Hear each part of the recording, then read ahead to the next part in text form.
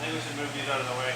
This is a little demonstration about breaking down of rainbow cards. When you get to a store, you will see those cards. Empty cards, they got to be clean, and you need to identify whether it is a rainbow card or not. Ways of identifying this: there will be prints. The name of rainbow will be printed on the card. Sometimes on the flats or on the shelves, and they will also be recognizable by the orange bottom parts. And there should always be a rainbow name somewhere on, or identification, and they all look the same. Now Rick is going to give a little demonstration on how to break down those cards and stack them in order to avoid problems and make it very effective for us. So Rick will start with a full card, as you will, a complete card, still empty, as you will find it at a store. And we'll start breaking it down and show you in steps how that can be done and how they need to be stacked. Okay, Rick, just go ahead, please. Okay. Okay, I'm going to simulate that these four carts are at the store, and I'm going to break them down and make them the most useful for the driver to take away as is.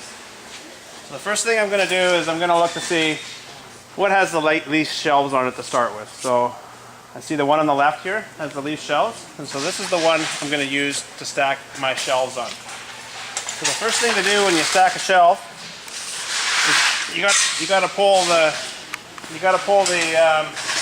posts out, flip them the other way so it's easier to pile the loose shelves in there. Some of them are a little tight, so you go for the loose ones first, and if it takes a little sometimes a little healthy prodding is the way to go on that. There's my cart all set up for my shelves. Okay? So there's also going to be one cart I'm going to need to put my posts on. Okay, so I'm going to look here. I'm going to see, okay, I got a 5 shelf cart here. I don't really feel like breaking that all the way down all the way, so I'm going to use this cart here to stack my posts on. I have one for my shelf, one for my posts, and now I need one for the bases. So I have 2 other carts here that I will break down.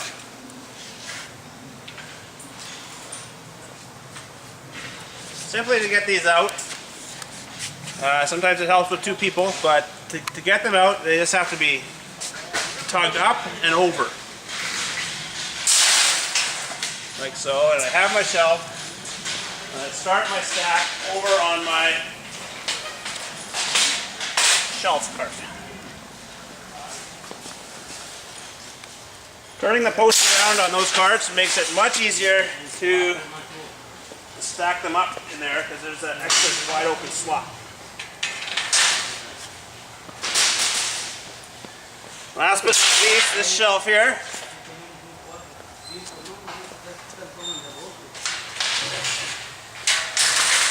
So I have one cart there that's just got posts on it now. I'm going to pull these posts out, and I'm going to stack them on the bottom layer of my cart with lots of shelves.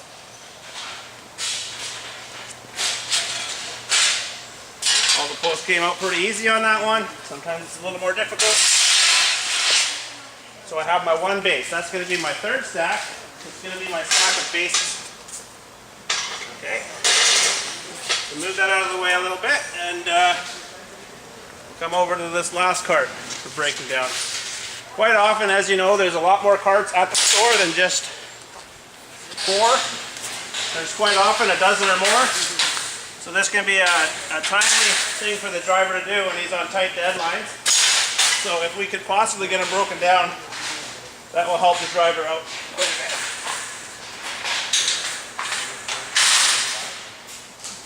So it just you got to lift and tug into the side. If it's 2 people, it makes it even easier. Sometimes they're a little more difficult.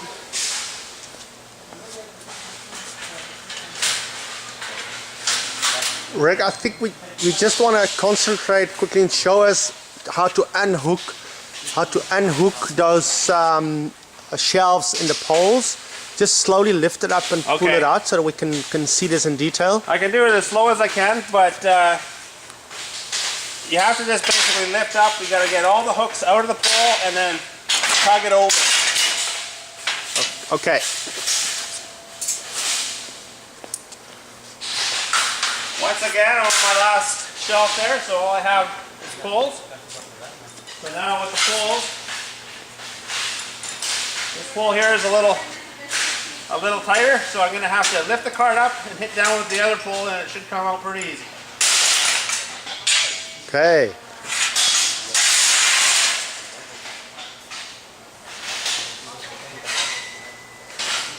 Lots of the poles.